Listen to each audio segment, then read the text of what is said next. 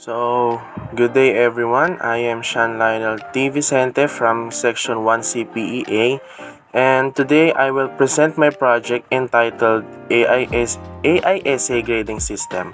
So, the name of my web application is Writewise AI Essay Grading System. So, itong project na to is a web-based application na-develop siya using Python and Flask. The main purpose of this system is to automatically evaluate essays or mag-grade siya ng essays na gumagamit ng artificial intelligence or AI. So, yung mga users can either type their essays directly into the text area and upload text files or upload image files containing printed or handwritten text through OCR. So, itong AI essay grading system, gumagamit siya ng OCR or Optical Character Recognition. So the application uses several technologies including Flask for the back-end web framework, Ollama for AI integration, Tesseract OCR for text extraction from images, OpenCV for image preprocessing, Language Tool for grammar checking, and TextStat for readability scoring. So, ang goal ng project na ito is to help automate essay grading while still providing meaningful feedback to users. Na instead na manually checking every essay, the system of this evaluates the content using rubric-based criteria and generates scores. And nagbibigay siya ng comments, readability analysis, grammar analysis, and AI-generated insights or kung ano yung feedback ng AI. So overall, this project demonstrates the integration of object-oriented programming, OCR technology, artificial intelligence, analytics tracking, and Flask web development into one scalable application. Now, I will explain the important code components of my code in order. Sa pinakaumpisa ng code, nag-i-import ako ng required libraries and modules na kailangan ng system. Ang OS, JSON, RE, at string.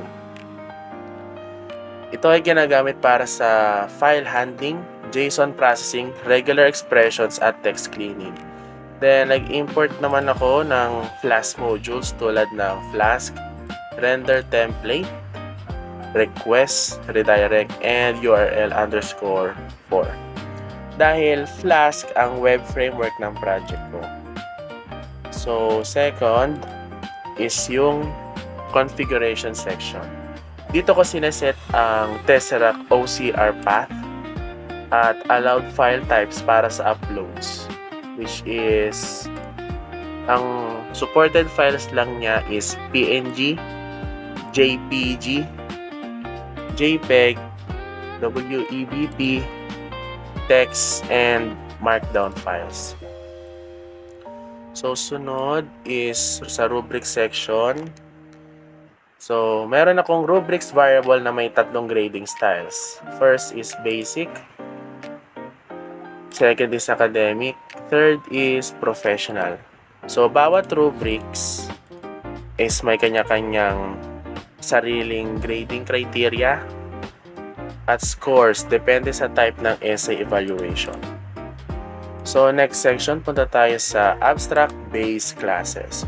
So, dito pa lang mapapansin na natin na meron na tayong na-include na OOP pillars tulad ng abstract, which is yung ABC. Then, yung decorators, which is the abstract method. Polymorphism, which is yung extract text dito. Sa extract text sa pinakababa is meron siyang class na text extractor. So, yun na yung result as polymorphism.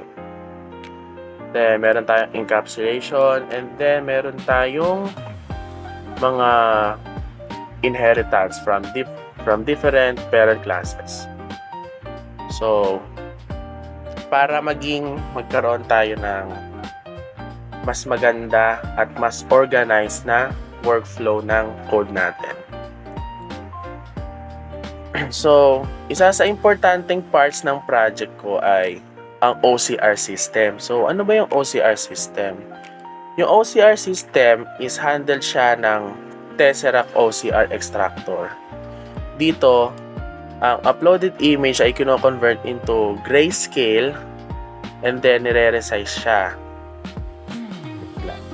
Saan ba yun? Ito, Tesseract OCR extractor. Then, nilalagyan din niya ng noise reduction at adaptive thresholding gamit ang OpenCV bago i-extract ang text gamit ang Tesseract order. Kasi po minsan kapag nagsisend tayo ng image na may text, then nakikita kasi ni AI na nagkakaroon ng iba't ibang symbols or letters. Imbis na, for example, yung word na off, yung letter O nagiging 0. So, yun yung kumbaga noise sa text. Diba? Then, meron din tayong mga elements. Dito rin yung mga classes tulad ng rubric manager, result processor, analytics manager, text analyzer, idea generator, essay system service. So, bawat class ng mga nabanggit ko ay may sari-sariling responsibility. For example, ang rubric manager ang humahawak sa rubrics, habang ang text analyzer naman ang responsible sa grammar at readability analysis. Then, so sa buong code na to, yung buong workflow ng application ay minamanage ng Essay System Service class. Yung class po na yon is siya yung nagko-connect sa OCR extraction, AI grading, readability analysis, analytics tracking, at AI insight generation para maging organized at modular ang system architecture. So, ang ginamit ko palang AI dito is para magiging supporting ko is Ollama. Dahil as a student, which is gagawa lang naman ako ng local for school purposes lang naman, gumamit lang ako nung Ollama, which is local. Kasi kapag gumamit po ako ng ibang AI, which is may bayad yun, kasi kukunin po natin yung API key. That is for, pag ginamit po yun is para lang sa mga bigger projects naman po. So, tong web page is ginawa ko siya sa pamamagitan ng HTML. So, dito na nakapaloob ko ano man yung mga elements sa app.py.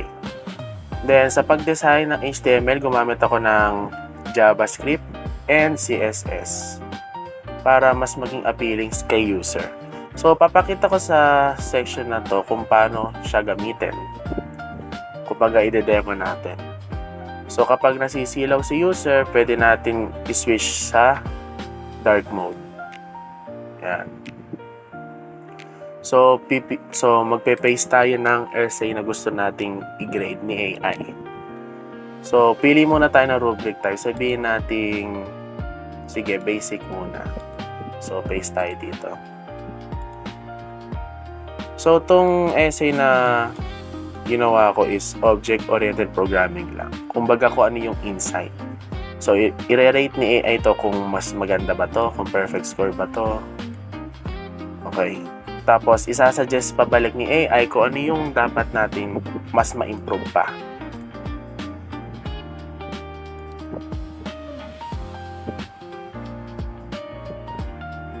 (90/100). So, readability, 22.42, very difficult. Dahil mahirap siya basahin kasi marami siyang text. Pero, overall grammar errors is wala naman siyang na-detect. So, ang word count natin is 365. So, yun yung total words. So, bakit 90 lang? So, wala tayong creativity and style. So, this area needs major improvement. The essay shows weak performance in creativity and style. So, ano yung strengths? Effective use of proper grammar mechanics. good coherence in the content, clear structure. So, kumbaga, ito yung feedback ni AI. So, ang weaknesses natin is some parts need clearer development. The essay needs stronger support and organization. Suggestions: add more examples to demonstrate how OOP is used. Summary feedback: the grading result reflects that the student has demonstrated good knowledge and skills. However, there are few areas for improvement. Okay. So, dito sa left part is analytics. So, total essays is isa. Average natin is 90. Highest, lowest is 90. So, try naman natin kapag image. So, choose tayo ng file dito. Hanap tayo ng essay, which is ito.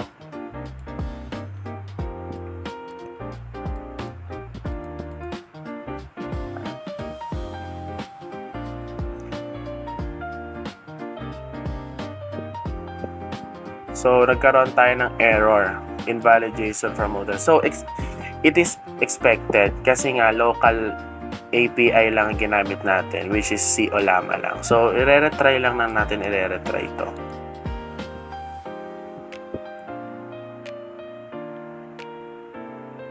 Ayan. So, ang score natin is 75 over 100. Readability, 33.85. And word count, 342. So, ano yung weaknesses natin? Some parts need clearer development. The essay needs stronger support and organization. Idea, interpretation. The submission discusses the complexities involved in writing best essays in English. So, in summary, gumana naman ang ating Writewise AI webpage. Hindi man lang masabi kung accurate man yung result, pero yung logic behind it is nandito talaga sa project natin. So, kapag gusto natin i-reset yung history, reset lang natin yung analytics. Yun lang. So, we're done. So, lastly, sa paggawa ng project na ito, marami akong natutunan tungkol sa web development, object-oriented programming or OOP, OCR processing, at artificial intelligence integration. Mas naunawaan ko kung paano pagsamahin ang iba't ibang technologies tulad ng Flask, OpenCV, Tesseract OCR, at Ollama AI upang makabuo ng isang functional at scalable application. So, natutunan ko rin kung paano gamitin ang OOP concepts gaya ng classes, inheritance, abstraction, decorators, at polymorphism sa isang real-world system. Then, isa sa pinakamalaking challenges na naranasan ko ay ang pag-handle ng inconsistent AI outputs at OCR accuracy. Dahil nga may mga pagkakataon na mali ang formatting ng AI response o hindi malinaw ang text extraction mula sa uploaded images. Para masolusyonan ito, nagdagdag ako ng pre-processing techniques at validation systems upang maging mas accurate at maging organized ang output ng application. So, sa kabuuan, naging malaking learning experience ang project na ito dahil hindi lamang nito nahasa ang aking programming skills, kundi pati na rin ang aking problem solving, debugging, at system design abilities. So, dito na nagtatapos ang aking demo walkthrough.